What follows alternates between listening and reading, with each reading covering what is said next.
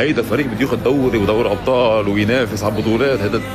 هيدا السنه يا جماعه. شوفوا قدامكم الكاميرا فضحتهم بمباراة الأخيرة لما تسجل الهدف الثاني للفريق الخصم من كأس الملك. شوفوا فينيسيوس، شوفوا أردا جولير، شوفوا اللعيبة بالدكة، شوفوا عم يضحكوا من بعد الهدف الثاني. شوفوا ألونسو هون كان موتر من بعد ما اجى الهدف الثاني آخر دقايق، بالآخر بيجيك فينيسيوس وأردا جولير واللعيبة قاعدين برا بيضحكوا بالدكة.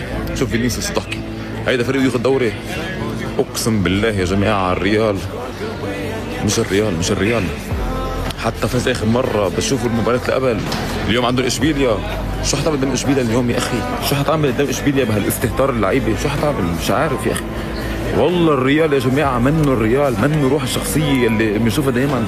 ما في غير مبابي. انا دائما بقول مبابي هو اللي حامل فريق على كتافه، اما الباقيين والله استهتار يا رجل، استهتار. فينيسيوس لامتى بده يضلوا هيك؟